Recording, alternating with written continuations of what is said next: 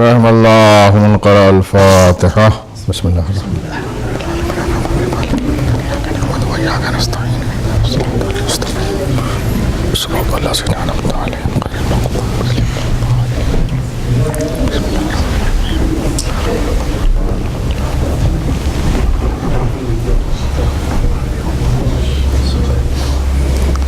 أعوذ بالله السميع العليم من الشيطان اللعين الرجيم.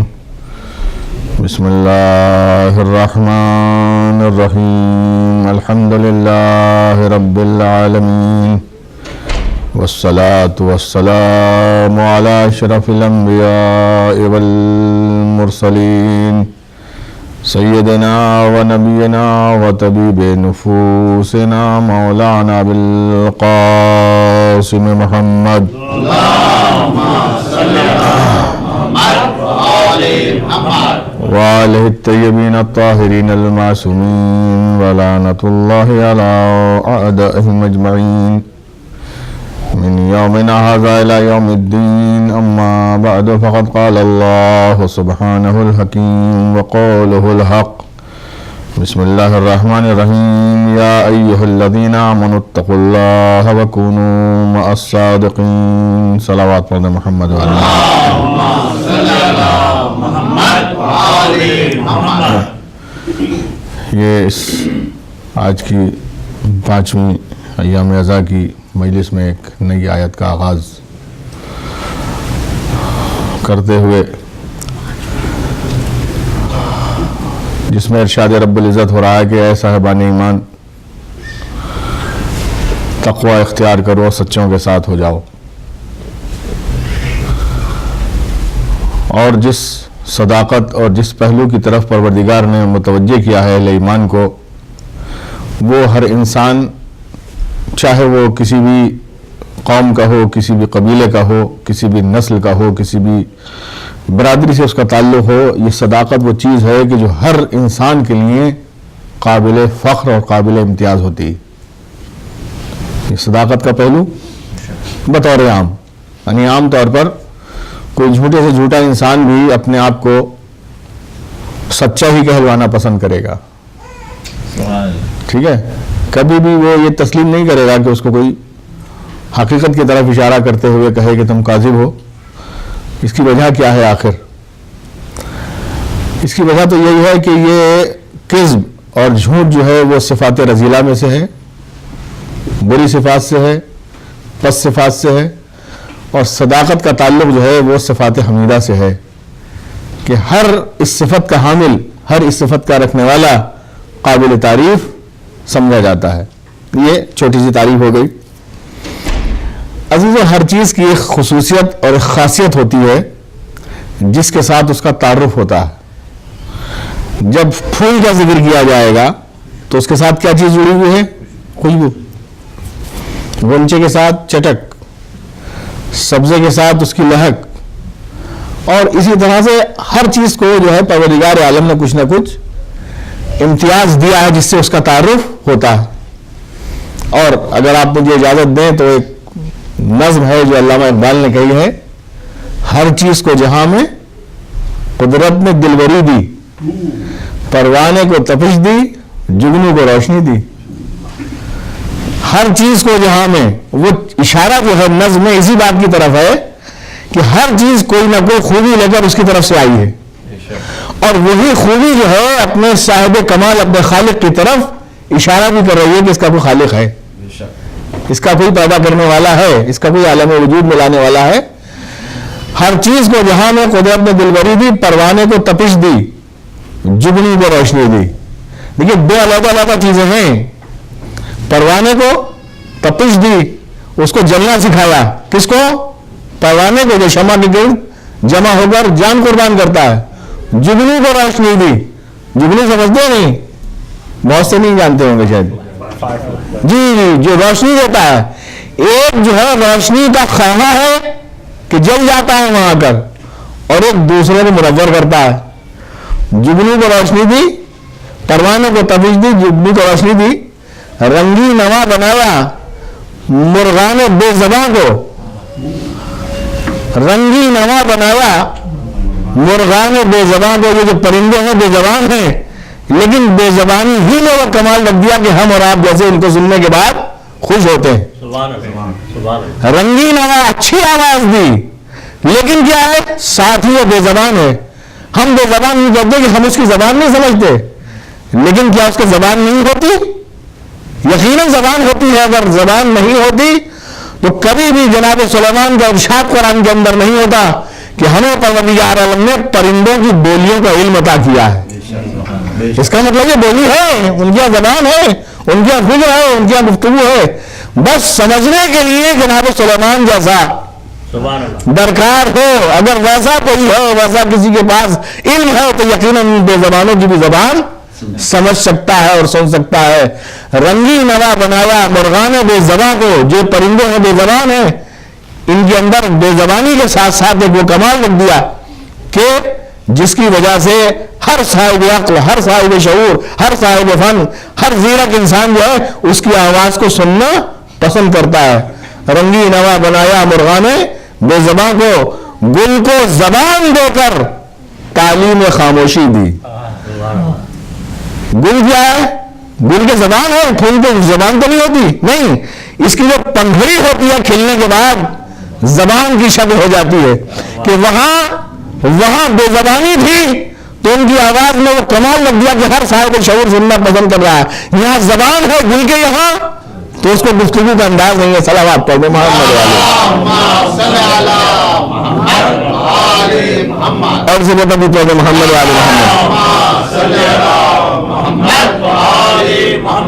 دنیا کی کوئی بھی چیز جو اس کی طرف سے آئی, وہ ظاہر سب چیز اس کی طرف سے آئی, اس کی مخلوق ہے, وہ اس کا خالق ہے, اس کا رازق ہے, تو کچھ نہ کچھ کمال لے کر آئی ہے اس کی طرف سے.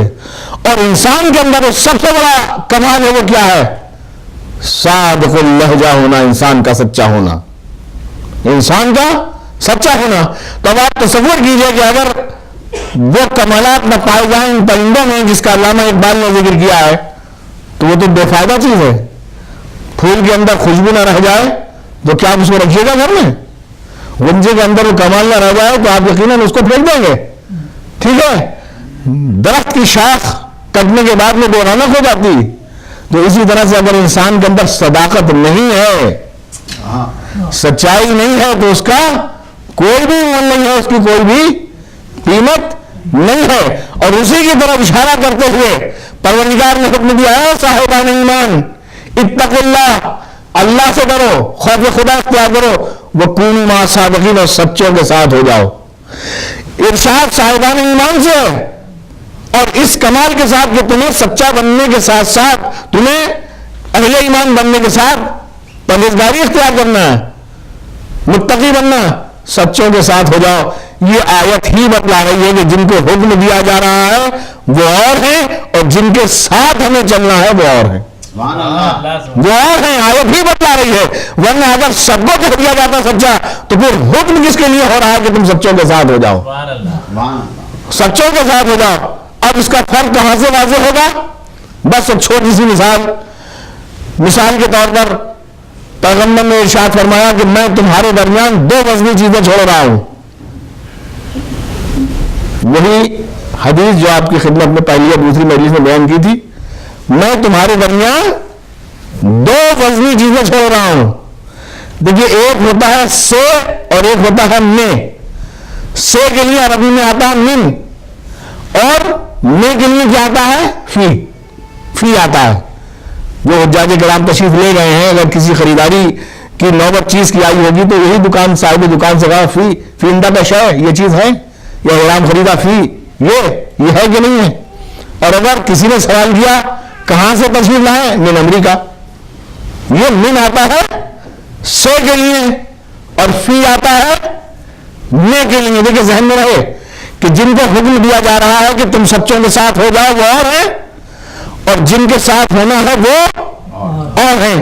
تو ایک ہے میں اور ایک ہے فی. ارشاد ہوا کہ میں تمہارے درمیان دو وزنی چیزیں چھوڑ رہا ہوں. کس نے فرمایا؟ رسول نے, پیغمبر نے فرمایا. وہ چیزیں کیا تھی؟ انی تارک فیکم الثقلین, دو وزنی چیزیں, کتاب اللہ, کتاب خدا, و اطرتی اہل بیتی, میری طرف جو میرے اہل بیت ہیں، یعنی تمہارے درمیان چھوڑ رہا ہوں، تم جو ہے اہل بیت نہیں ہو جن کے درمیان چھوڑ رہا ہوں، سبحان اللہ، جن میں چھوڑ رہا ہوں تم اور ہو، جن کو چھوڑا جا رہا ہے وہ اہل بیت ہیں تمہارے درمیان۔ تمہارا تعلق جو ہے وہ ان سے یہ ہے کہ تمہیں ان کا ساتھ دینا ہے۔ باقی کے حکم نے کلیئر کر دیا، ما ان تمسکتم بہما، جب تک ان سے جڑے رہو گے۔ اس کا مطلب ہے کہ جڑنے والا اور ہے، جس سے وابستہ ہونا ہے وہ اور ہے، ٹھیک ہے؟ جب تک ان سے وابستہ رہو گے لن تضلوا بعدی، گمراہ نہیں ہوگے۔ تو اس کا مطلب یہ کہ اللہ کا رسول اور اہل بیت اس کے ساتھ امت علیحدہ، ٹھیک ہے؟ امت میں چھوڑ کر جا رہے ہیں، امت رسول کی ہے، رسول امت سے نہیں ہے، ٹھیک ہے؟ امت اہل بیت کی ہے، اہل بیت امت سے نہیں ہے۔ تو آپ اے اللہ کے رسول یہ تو بتا دیجیے کون کس سے ہے، کون کس سے ہے؟ بھئی یہ چیز سے واضح ہو جائے نا، امت میں قرآن، امت میں اہل بیت میں ہے، کون کس سے ہے یہ کیسے پتا چلے؟ میں کون ہے؟ قرآن، امت میں کون ہے؟ اہل بیت۔ اس کا مطلب یہ کہ جس کے اندر ہے اہل بیت جدا اور امت جدا۔ قرآن ہے اہل بیت، قرآن چھوڑا جا رہا ہے امت کے لیے، قرآن علیحدہ امت اور۔ تو پھر رسول کس سے ہیں اور کون ہے ایسی ہستیاں جو رسول سے ہیں؟ سبحان اللہ، وہ سے کا تو رشتہ اور ہوگا نا، میں کا رشتہ اور ہے، توجہ چاہتا ہوں، میں کا رشتہ اور ہے، سے کا رشتہ اور ہے۔ سے کا رشتہ ہے جس کا کہ ہم امریکہ سے آئے، آپ نے کہا کہ سعودیہ پہنچے، میں یہاں وارد ہوا کہ میں ہندوستان سے آیا، کوئی پاکستان سے آیا نہیں، پاکستان سے، پاکستان میں نہیں امریکہ میں آیا۔ تو میں کا رشتہ اور سے کا رشتہ اور، میں کا رشتہ اور سے کا رشتہ اور۔ امت میں قرآن چھوڑا گیا، امت میں اہل بیت چھوڑے گئے تو میں کا تعلق ہوا، اور سے کا تعلق ان افراد کا کس سے ہے؟ تو اللہ کا رسول کئی مرتبہ کہہ کر ایک مرتبہ نہیں، حسین منی وانا من حسین۔ دیکھو تمہارے اندر تعلق قرآن کا اندر کا ہے، اور ہم سے جس کا تعلق ہے وہ اہل بیت ہے ہمارے۔ حسین مجھ سے ہے، میں حسین سے ہوں۔ علی منی وانا من ہے، حسن منی وانا من حسین۔ اور پھر ایک اپنے یہاں کی خاتون کے لیے تو اتنا عظیم رشتہ اور سب کچھ بتلا دیا قیامت پر، الفاطمہ بضعۃ منی، فاطمہ میرا پارا جگر ہے۔ بات صحیح، اگر یہی رشتہ یہیں پر روایت جملہ ختم ہو جاتا تو یہ معلوم ہوتا کہ شاید باپ اور بیٹی کا رشتہ ہے، دین کا اس سے تعلق نہیں ہے۔ لیکن ارشاد فرمایا من اذاها فقط اذانی، جس نے اس کو اذیت دی اس نے مجھے ستایا۔ صلوات پڑھ دے محمد و آل محمد۔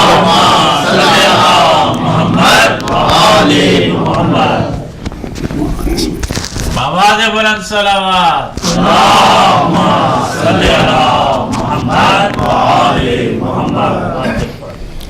تو نیک کا رشتہ جن سے تھا وہ تھی امت جس میں قرآن چھوڑا گیا، نیک کا رشتہ جن سے تھا وہ تھے اہل بیت، امت کے لیے چھوڑے گئے تھے۔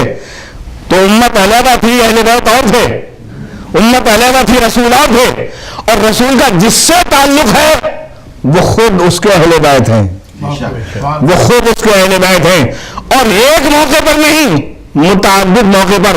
تو آپ عزیزو یہ سے اور میں کا تعلق اگر واضح ہو جائے تو جو آیت آپ کی خدمت میں بیان کی ہے اس کا ترجمہ، اس کا مفہوم بھی واضح ہو جائے گا کہ اے صاحبان ایمان، یا ایھا الذین، اے صاحبان ایمان، اتقوا اللہ، اللہ سے ڈرو، خوف خدا اختیار کرو، وکونوا مع الصادقین، سچوں کے ساتھ ہو جاؤ۔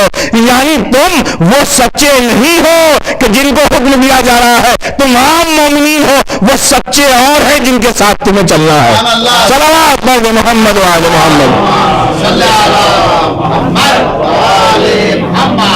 اور سے بتبی پڑھ محمد و آل محمد۔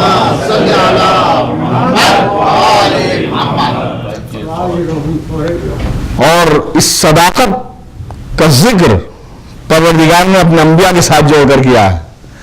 لیس البر بیان تولوا وجوہکم قبل المشرق والمغرب. صرف نیکی یہ نہیں ہے کہ تم نماز کے وقت میں مشرق و مغرب کی طرف چہرہ کر لو. ولکن البر من آمن باللہ والیوم الآخر.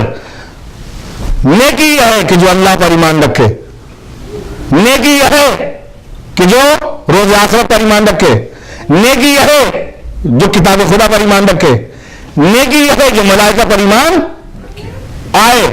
لے آئے اور قیام نماز کرے, زکوٰۃ دے اور مساکین کی ضرورتیں پوری کرے, سائلین کی ضرورت پوری کرے, اور جو اس نے اللہ سے عہد کیا ہے اس عہد کو بھی پورا کرنے والا ہو.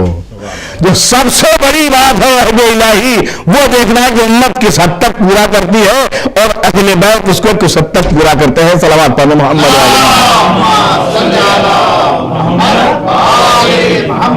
اور سے بتا بھی پڑھیں محمد والے محمد.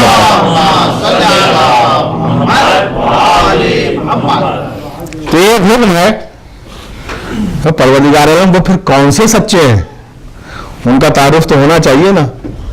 اس لیے کہ یہ آیت نازل ہو چکی ہے پیغمبری کے دور میں اور ان سے ہر ایک صاحب ایمان وابستہ ہے.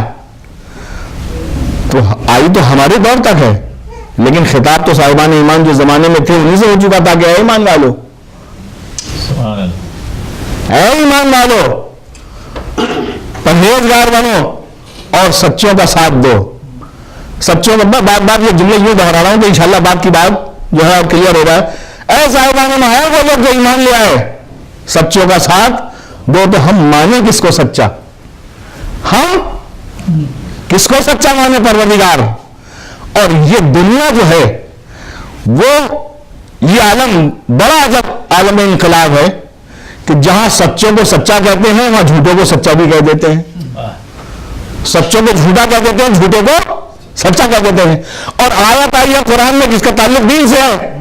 تو اگر دین سچا ہے تو اس کے گواہ بھی سچے ہونا چاہیے. اور عزیزان گرامی, دین کے گواہ ہونے کی وجہ سے دین کی صداقت بھی طے ہوگی. جو اس کے آنے والے ہیں اور اس کے منوانے والے ہیں, دین کے لانے والے ہیں, ان کی صداقت کے معیار پر دین کی صداقت کا معیار پرکھا جائے گا. تو عجیب یہ دنیا عالم انقلاب ہے, کہیں جھوٹوں کو سچا کہہ دیتے ہیں اور کہیں سچے کو جھوٹا کہہ دیتے ہیں. تو ہم سچا کیا اپنے معاشرے والا لیں کہ جس کی پیروی ہم پہ واجب ہے؟ اگر ہم اپنے معاشرے کا سچا لیں گے تو ہمارا صدیق بھی مل جائیں گے, صدیقہ بھی مل جائیں گی, صدیق بھی مل جائیں گی, صدیقہ بھی. یعنی کچھ بعض کے نزدیک قابل اعتبار ہے, بعض کے نزدیک قابل اعتبار نہیں ہے. تو کیا پروردگار ایسے ہی کی اطاعت چاہ رہا ہے؟ کیا ایسے ہی کے کہنے کو تسلیم کر رہا ہے کہ جو بعض کے نزدیک مقبول ہو, بعض کے نزدیک مردود ہو, جن کو رد کر دیا گیا ہو؟ ایسا تو ہرگز ہو نہیں سکتا. تو عزیزان گرامی, جب میں نے ایک جملہ کہا تھا اس کی وضاحت, یہ دنیا جب عالم انقلاب ہے کہ کبھی جھوٹوں کو سچا, کبھی سچے کو جھوٹا کہہ دیتی ہے, اور کبھی یہ نہیں کہ فقط بنانے کے لیے, بیوقوف بنانے کے لیے عالم کو جاہل یا جاہل کو عالم کر دیا, بلکہ مجاز کا دائرہ اتنا وسیع ہے. مجاز تو سمجھ میں آ گیا نہیں؟ مجاز کا دائرہ اتنا وسیع ہے کہ انسان اگر کسی کو بیوقوف بنانے کے اعتبار سے بھی نہیں, تب بھی کچھ جملے تکلفاً کہہ دیتا ہے. میں اپنی ہی دنیا سے شروع ہو جاتا ہوں. مولوی برادری کو کیا کہا جاتا ہے احترام میں؟ قبلہ و کعبہ. تو کیا واقعی وہ قبلہ بھی ہو گئے, وہ کعبہ بھی ہو گئے؟ اگر کہنے والے کا ارادہ و منشا یہی ہے تو پھر اسلام سے ہاتھ دھونے میں بھی کسر نہیں رہ جاتی.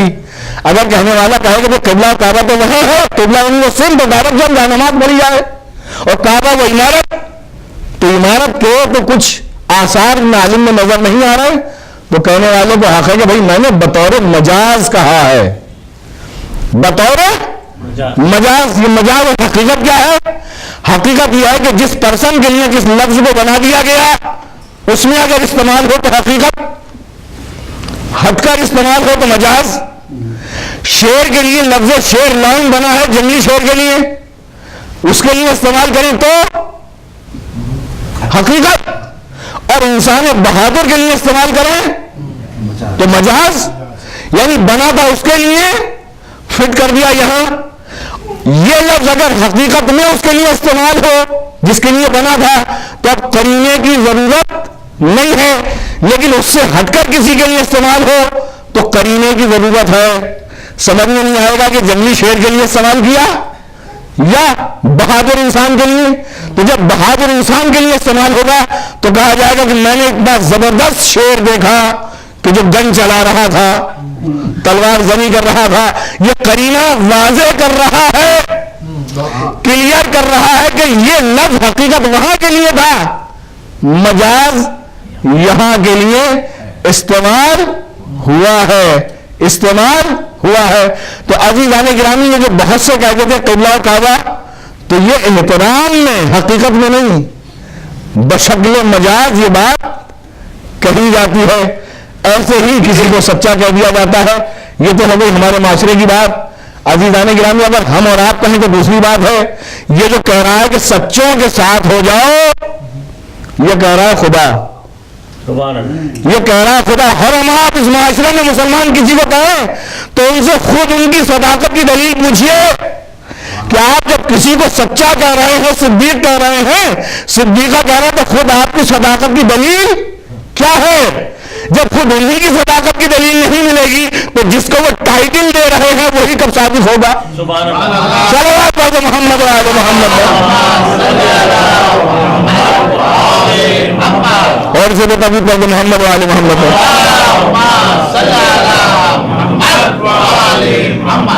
تو وہی کب سچا ثابت ہوگا؟ اب عزیزان گرامی وہ کہہ رہا ہے کہ سچوں کے ساتھ ہو جاؤ، سچوں کا ساتھ دو. تو اب انسان کے اندر کتنی چیزیں ہیں، کچھ دل کے اندر ہیں، کچھ دل کے باہر ہیں. انسان کا ظاہر نظر آتا ہے، باطن نظر نہیں آتا ہے کہ نہیں ہے؟ اگر ایسا نہیں ہوتا تو پھر انسان منافق کس کو کہا جاتا؟ انسان منافق یعنی کچھ قرائن سے محسوس کر لیا کہ انسان جو ہے ہمارے حق کا نہیں، ہمارے حق میں نہیں ہے، تو آپ نے کہا. لیکن عزیزان گرامی پروردگار جس کے لیے کہہ رہا کہ ان سچوں کا ساتھ دو، انسان ہی کے اندر ضمیر بھی ہے، انسانی کے اندر باطن بھی ہے، انسانی کے اندر نیت بھی ہے. اور اگر ایسا ہوتا کہ ہر انسان جو بالکل سچی نیت سے پڑھ رہا ہے، ٹھیک ہے، تو پھر کیا کہتے ہیں اس کے جھوٹ ہونے میں وہ نہیں تھا. اب مثال کے طور پر یہ ہے کہ اگر ایک انسان 2 رکعت صبح کی نماز پڑھنے کے لیے کھڑا ہوا، ٹھیک ہے، تو کئی منٹ میں پڑھی جاتی؟ 2 منٹ میں ٹھیک پڑھی جاتی. اور اگر وہی نماز مجمع عام میں اگر پڑھی جا رہی ہے، اس نے اگر تاخیر سے پڑھی، تاخیر سے مراد دیر کر کے، یعنی 5 منٹ لگا دیا اس میں، اس کا مطلب یہ کہ کچھ پبلک کا اثر لے لیا دکھاوے کا. اس کا مطلب یہ کہ نیت میں فطور تھا، نیت میں صداقت نہیں تھی. نیت میں صداقت ہوتی تو جتنا تنہائی میں نماز میں وقت لگتا ہے اتنا ہی مجمع عام میں لگنا چاہیے تھا. تو انسان کا ضمیر اور ہے، انسان کا باطن اور ہے، انسان کی نیت اور ہے، انسان کا ماضی اور ہے، انسان کا مستقبل اور ہے. تو عزیزان گرامی ہم اور آپ کسی کو سچا کہیں تو ہو سکتا ہے کل جھوٹا ہو، بعد میں کہیں ہو سکتا ہے کہ جھوٹا رہا ہو، لیکن وہ کہہ رہا ہے جو نیتوں کو بھی جانتا ہے، وہ کہہ رہا ہے جو ضمیر کو بھی جانتا ہے، وہ کہہ رہا ہے کہ جس کی نگاہوں کے سامنے ماضی بھی ہے، حال بھی ہے، مستقبل بھی ہے. اگر وہ کچھ ہستیوں کے لیے کہے کہ سچے ہیں تو وہ ایسے ہوں گے کہ جن کا کل بھی سچا تھا، جن کا آج بھی سچا ہے، جن کا کل بھی سچا رہے گا، جن کی نیت بھی صادق ہے، جن کا ضمیر بھی سچا ہے. صلوات پڑھو محمد و آل محمد. اور سے بے تمام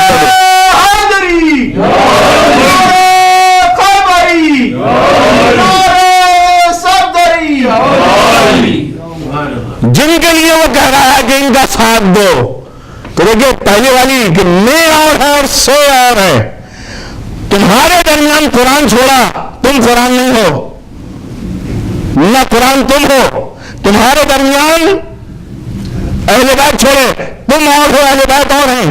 تمہیں اطاعت کرنی ہے سچوں کی، تم اور ہو، سچے اور ہیں. اور ہم کہہ رہے ہیں کہ کہ جو آنے والے وقت کو بھی جانتے ہیں، نیتوں کو بھی جانتے ہیں، ضمیر کو بھی جانتے ہیں، قیامت آ سکتی ہے، ان کی صداقت پر حرف نہیں آ سکتا.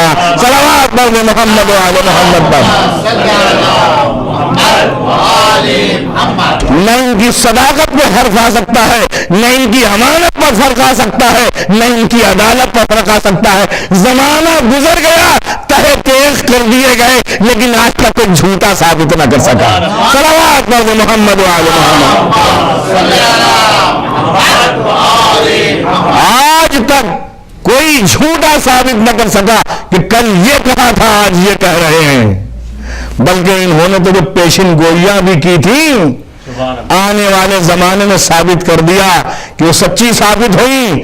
اور خدا کی قسم کیسا وہ ساتھ دینے والے تھے جن کے قول و فعل نے ہمیں ثابت کر کے بتلا دیا کہ ہمارے مولا نے جو کچھ ہمارے لیے کہا تھا وہ سچ ہے. ظالم نے بلایا میثم تمار کو، عراق میں ہے، کب ہے، اجارت ہے، وہاں روزے پہ لکھا ہوا ہے میثم تمار. اور جہاد کی وہ اعلیٰ قسم، جہاد کی دو قسمیں میں نے بیان کی، ایک جہاد اکبر اور ایک جہاد اصغر.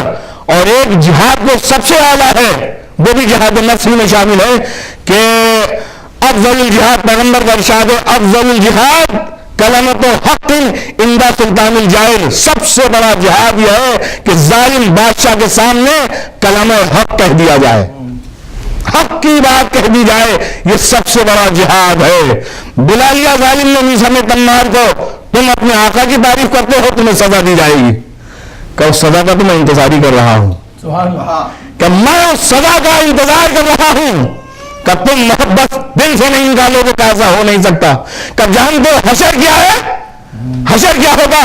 کہا میں وہ درخت بھی جانتا ہوں جس پر مجھے سولی دی جائے گی، میں وہ درخت کے بارے میں جانتا ہوں اور مجھے اس وقت کا انتظار ہے. کہ وہ کیسے؟ کہ میرا مولا یہ کہہ گیا ہے کہ تمہیں میری محبت میں سولی پہ لٹکا دیا جائے گا، ہینگ کر دیا جائے گا. اور کہا میں اس کے لیے تیار ہوں. کا اور کیا کہا ہے؟ کہ مولا کی محبت میں پھانسی دے دی جائے گی. تو ظالم کہا تو صحیح، تمہارے مولا کا قول میں جھوٹا ثابت کر کے رہوں گا. کہا اور کیا کہا تھا؟ کہا یہ تھا کہ تمہاری محبت میں میری زبان کاٹ دی جائے گی. تو ظالم یہ کہتا کہ تمہارے مولا کا قول میں جھوٹا ثابت کر کے رہوں گا. اعوذ باللہ. مطلب کیا ہے؟ پھانسی دے دی جائے گی، زبان نہیں کٹے گی، زبان نہیں کٹے گی. معلوم ہے کیا ہوا؟ لے جایا گیا درخت کے اوپر، اب تیاری ہے پھانسی دینے کی. فوراً ہی جتنے افراد تھے سب کو اعلان کر کے بلا لیا میثم تمار نے. کہا کہ آؤ کوفے والوں آؤ، میرے پاس میرے مولا کے فضائل ہیں وہ سن لو، پھر میرے پاس نہ وقت ہے نہ تمہارے پاس وقت رہے گا. اب جو فضیلت بیان کرنا شروع کی تو جاسوس نے خبر دی کہ غضب ہو گیا، غضب ہو گیا. جلاد کو حکم دیا کہ زبان کاٹ دی جائے. یعنی جب زبان کٹ رہی تھی تو وہ اپنے عمل سے تصدیق کر رہے تھے، کہتے جاتے تھے صدق مولایا امیر المومنین علی بن ابی طالب. دیکھو میرے مولا نے صحیح فرمایا تھا، نہیں فرمایا تھا میری محبت میں. تو وہ چاہنے والے بھی ایسے تھے. حکم تو دیا جا رہا ہے صداقت صادقین کی پیروی کا، لیکن انہوں نے اپنے چاہنے والوں کو بھی اپنے رنگ میں ایسا رنگ لیا. صلوات پڑھ محمد والے. اور سے بتا بھی پڑھ محمد والے.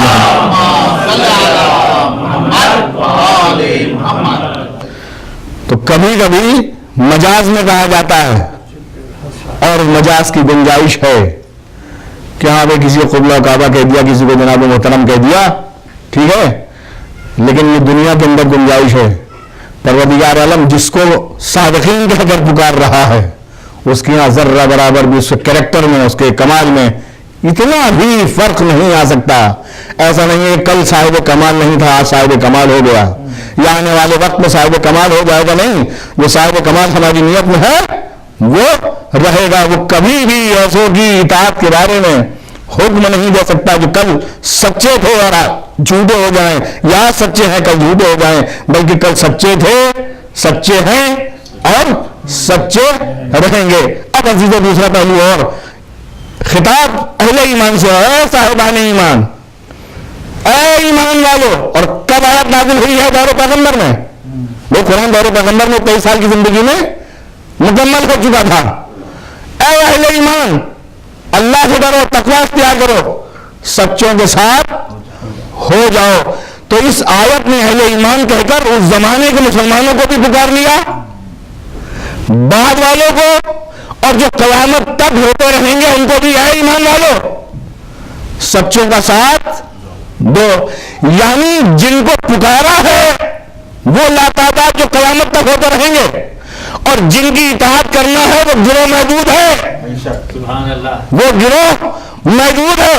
اور عزیز، اگر قرآن نے کہا ہوتا کہ ایک سچے کی اطاعت کرو، مسئلہ سب کے لیے آسان تھا کہ اسی سچے کو تسلیم کر دو کہ جس کو جان کے دشمن دیکھ رہے تھے، صادق کہہ رہے تھے، امین کہہ رہے تھے، اسی کو تسلیم کر لیتے.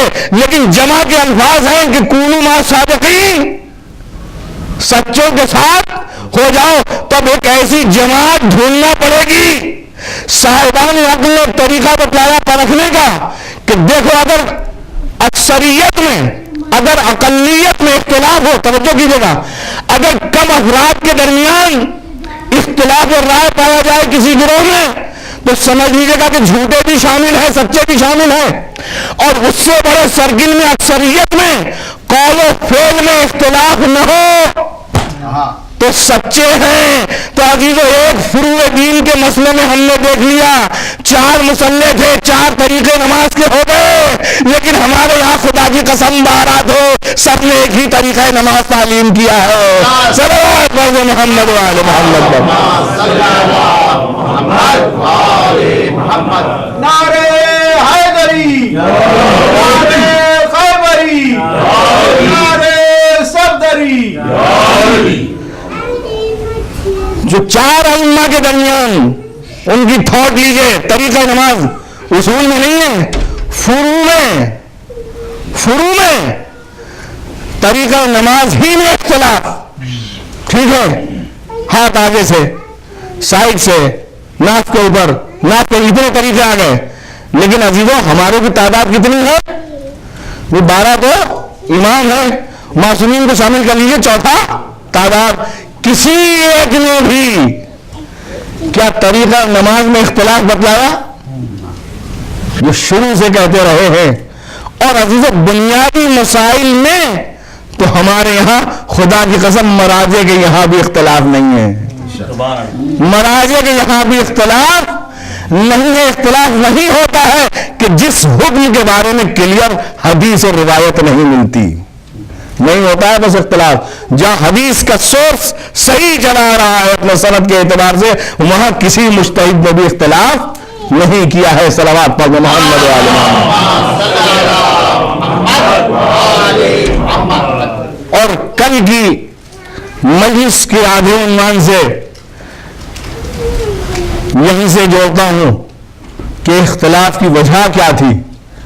اختلاف کی وجہ یہی تھی کہ اہل سنت والجماعت کے بہت بڑے عالم فخر الدین رازی اپنی تفسیر میں لکھتے ہیں کہ یہ جو جمہور نے نماز کے دوران بغیر بسم اللہ کے سورے پڑھنا شروع کیے، اس کی وجہ یہی تھی کہ علی ابن ابی طالب زیادہ اصرار کیا کرتے تھے کہ بسم اللہ پڑھی جائے ہر سورے کے ساتھ نماز میں، اور وہ بھی بالجہر آواز کے ساتھ. حتیٰ کہ وہ نمازیں بھی جو بالاخفاء پڑھی جاتی ہیں ان کی بسم اللہ کا بالجہر پڑھنا آواز سے مستحب ہے. یہ سمجھ لیجیے گا. یعنی باقی سورے خاموشی سے، ظہر عصر کی نماز، لیکن یہ کہ بالجہر جب آپ ایک سورہ ختم کر کے دوسرا شروع کرنا چاہیں تو بسم اللہ الرحمن الرحیم بآواز بلند پڑھنا ہے. تو یہ امیر المومنین کا اپنا ذاتی طریقہ نہیں تھا، بلکہ ڈائریکٹ پیغمبر سے لیا تھا. جس نے بھی مخالفت کی ضد تو علی کی تھی، عملاً مخالفت رسول کی تھی. صلوات پڑھو محمد و آل محمد. اور سے بے ترتیب پڑھو محمد و آل محمد.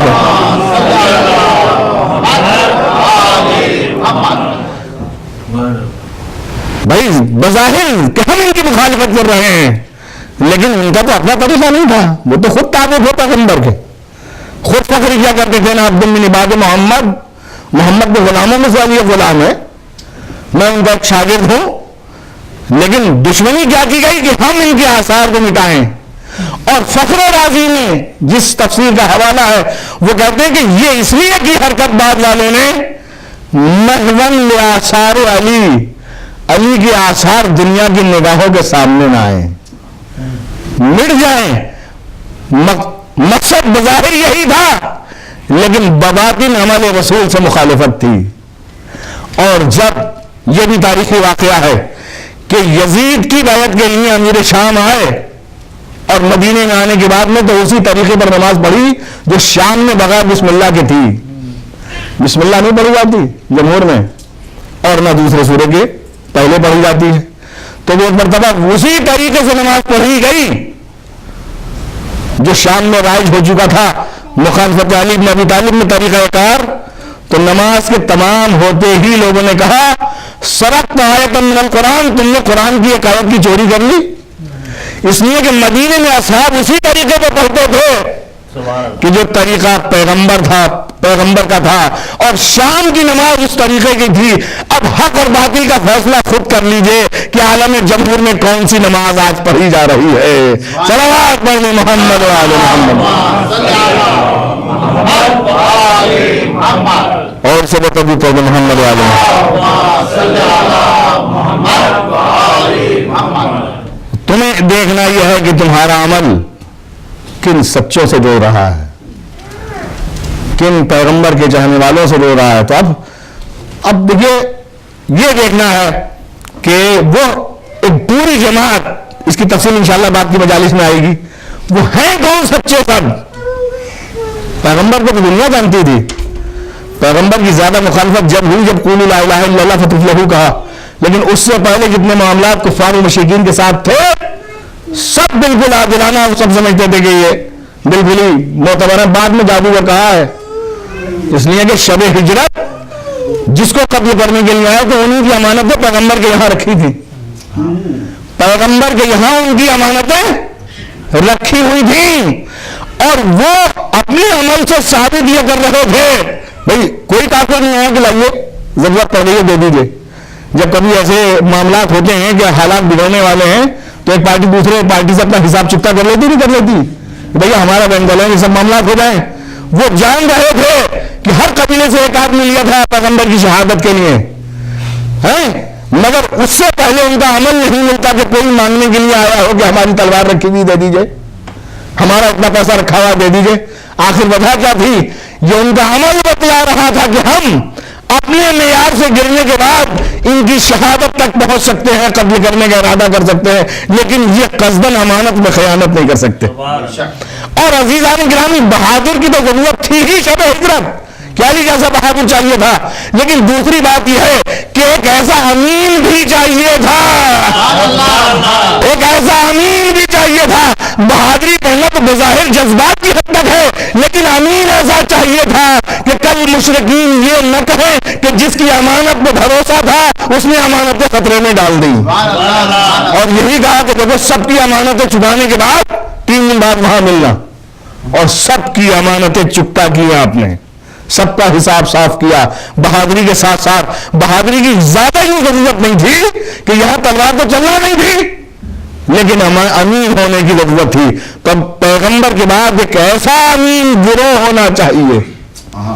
اب ایک درمیان سے مثال، ارسطو افلاطون کا شاگرد گزرا ہے، اور یہ وہ 2 ہستیاں ہیں کہ پوری دنیا نے ان کی لاجک کا جو ہے سکہ مانا ہے، پوری دنیا نے. بعض دانشور ایسے ہیں کہ مغرب میں مانے جاتے، مشرق والے نہیں مانتے، ایسٹ والے مانتے، ویسٹ والے نہیں مانتے، نارتھ والے مانتے، ساؤتھ والے، پوری دنیا نے ان کو جو ہے تسلیم کیا ہے. تو اپنے استاد سے ارسطو پوچھتا ہے افلاطون سے کہ سب سے بڑا انسان کامل کون ہے؟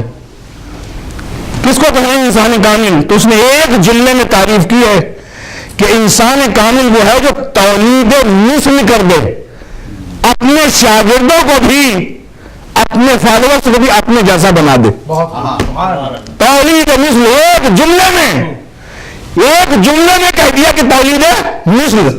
اب اس جملے کو میں عجیب مثال دیتا ہوں. رستم کتنا بڑا بہادر گزرا، اپنے بیٹے کو بھی اپنے جیسا بنا سکا؟ نہیں. حاتم طائی اتنا بڑا سخی گزرا، اپنے بیٹے کو اپنے جیسا بنا سکا؟ نہیں. نوشیروان عادل جس کے زمانے میں پیغمبر نے پیدا ہونے پر فخر کیا ہے کہ میں نوشیروان عادل جیسے کے زمانے میں پیدا ہوا ہوں، کیا وہ عادل بنا سکا؟ نہ شاگرد کو ایسا بنا سکا، ٹھیک ہے، اور نہ اپنے چاہنے والوں کو بنا سکا. رستم اپنے شاگردوں کو بھی بہادر نہیں بنا سکا، نہ اس کے گھر میں کوئی ایسا پیدا ہوا، اور نہ حاتم اپنا سخی اپنے گھرانے میں بچوں کو بنا سکا. لیکن عزیزان گرامی، وجہ کیا تھی؟ کمال دو طرح کا ہوتا ہے، ایک کمال کامل اکمل ہوتا ہے، کمال ناقص ہوتا ہے. کمال ناقص کو دیکھنے کے بعد تو ہم تعریف کر سکتے ہیں، لیکن جو کمال اکمل ہوتا ہے، اور وہ کمال اکمل اسلام کی نظر میں، ایمان کی نظر میں، قرآن کی نظر میں حضرت محمد مصطفیٰ صلی اللہ علیہ وآلہ وسلم کے علاوہ کوئی نہیں.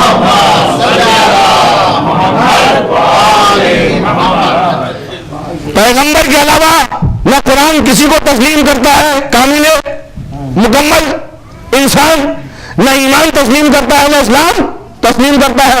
تب پیغمبر ہی کے دربار میں دیکھیں کہ آپ نے کس کو بنایا. کہ اگر دیکھنا ہے تو حسین منی وانا من ہو، یہ مجھ سے منیت کی منزل پر ہیں، الحسن منی وانا من ہو. اور پھر ایک جملے میں یہ کہہ کر تعارف فرما دیا کہ اولنا محمد واوسطنا محمد وآخرنا محمد. مجھ محمد ہی میں محمدیت کو سمیٹ کر نہ رکھ دینا، دوسرا دیکھو گے تو محمد ہوگا، تیسرا دیکھو گے تو محمد ہوگا، آخر تک چلے جاؤ گے تو محمد ہی نظر آ جائے گا. صلوات پڑھیں محمد وآل محمد. نعرے حیدری، نعرے خیبری، نعرے صفدری.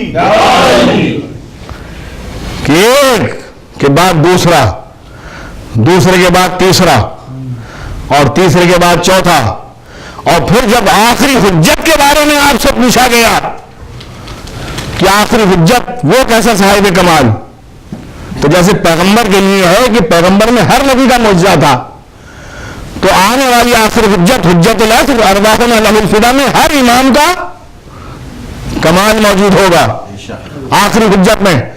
اور شیخ سعدی نے کہا ہے، روایات ہی کا ظاہر ہے کہ ایک جو ہے تھیم پیش کی گئی ہے، ایک نظریہ